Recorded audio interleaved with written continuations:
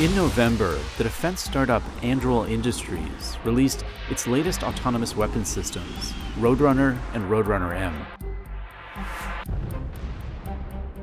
The Roadrunners join Anduril's suite of AI-powered unmanned products that are shaking up the defense industry. Since it was launched in 2017, Anduril has found success as a Defense Department contractor, selling autonomous vehicles and the software that powers them. Today, the startup's technology is being used across multiple branches of the U.S. military and in both the Ukraine-Russia and Israel-Gaza conflicts. The company was recently valued at $8.48 billion. Anduril was created to help build a new type of military to meet the demands of a changing battlefield. We are in a position where, over the last decades, we have built the wrong things. We need a different kind of U.S. military and a different approach to military power. Anduril, I think, is a healthy revolution for the defense industry. So this is Fury. It's an unmanned combat aircraft that is able to work in collaboration with manned fighters, with other manned aircraft, to hugely push out the range that we can engage targets at without putting people at risk. That's kind of one of the coolest things about autonomous systems, not necessarily the fact that they can think faster or do better than a person, but they can also just throw away their lives. Anduril's founder, Luckey, is among the more polarizing figures in the tech industry. My name is Luckey, and I'm a virtual reality enthusiast and the designer of the Rift. Luckey first found success when his virtual reality company Oculus was acquired by Facebook for more than $2 billion. But in 2017, Luckey was ousted from Facebook after a tumultuous tenure. Let me just show you very quickly what our software looks like. This is an example of what we think it's a pretty intuitive interface. The foundation of Anduril is Lattice, a software platform that serves as a command center of sorts, allowing a single human operator to control and coordinate multiple autonomous robots, be they a drone, a sub, or a mobile sentry. What you're going to see at the bottom is essentially all the different assets that are a part of the team. And then you're going to see a graphical display that looks very similar to a lot of the software that we might use in everyday life, where there's a map in the background. You're going to see multiple vehicles on that software, and each of them you kind of know what role they're playing. Engineers are designing our software much like the people who design the kinds of software that goes on our cell phones or on an iPad. It's meant to be very, very user-friendly. Hardware-focused defense companies, that hasn't been the approach. The U.S. military likes to buy things.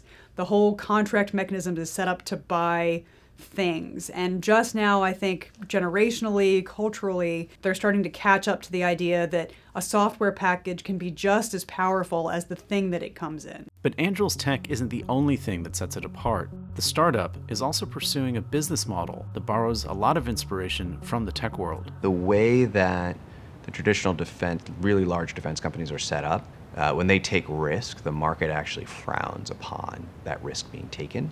We are designed completely differently as a company. We are designed like a high-tech company.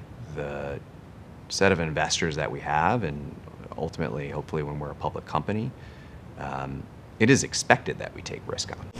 Anduril says it's taking bigger risks because it's betting that the way we fight wars is changing rapidly. What we're dealing with right now is a disruption created by technology, created by the threats that we're facing.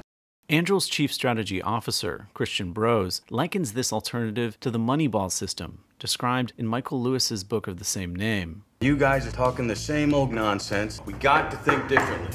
In Moneyball, the Oakland A's attempt to put together a baseball club on a budget by employing computer-generated analysis to draft its players. Similar to baseball, you have to come up with a strategy that is low cost, that's going to allow you to build an affordable, sort of scalable approach that's going to be successful. For military terms, it's not relying upon traditional military systems, that come in very small quantities, that are rather large, very expensive, very exquisite, hard to produce, hard to replace, very manned. Going the opposite direction and relying on larger and larger quantities of smaller, lower cost, more autonomous military systems that you can produce very quickly, you can replace very quickly. Anduril, I think, recognized that there was a gap in what some of the big primes were doing and sought to fill that gap. Thinking differently about defense is something that's hard to do if you've been very successful working in your particular way of thinking about defense. That's part of why Anduril is so interesting as an alternative mechanism. Since the end of the Cold War, America's defense industry has undergone considerable consolidation. In the 1990s, the U.S. relied on 51 primary contractors. Today, that number is just 5. Lockheed Martin, Boeing, RTX Corporation, Northrop Grumman, and General Dynamics. According to a 2022 DoD report, fewer contractors has stifled innovation and undermined price competition. We live in a world where 80% of weapons procurement goes to just 5 companies. One of the biggest issues is cost-plus contracts. Meaning they're paid for time, materials, workforce, and then a fixed percentage of profit on top. Because that profit is a plus, a lot of vendors are incentivized for the cost portion to be as large as possible as well. They can often make more money when something takes longer than it was supposed to. They can often make more money when they sell a solution that's more expensive rather than a solution that's less expensive.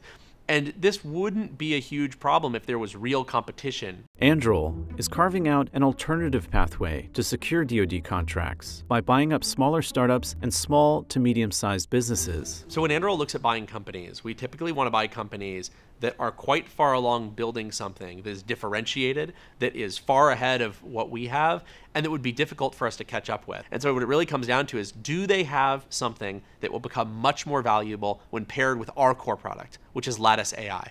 Can autonomy make this thing that they're making into a much more powerful product? And that's been the basis of all of our acquisitions so far. Today, defense contractors produce small numbers of large, expensive, heavily manned, hard-to-produce weapon systems.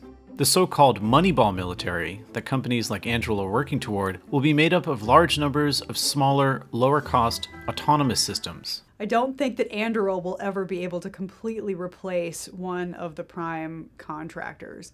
What they do is very specific and very well honed.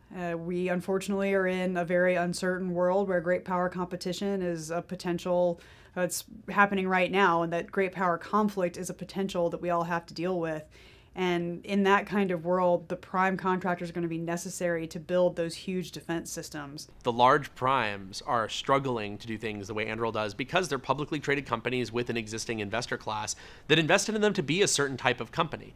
At the same time, I hope they do get there. I think that maybe they're not going to get quite to where Anduril is, but I think that we could get to a future where defense companies are spending more on developing their own products than the government is. I think that's a positive world.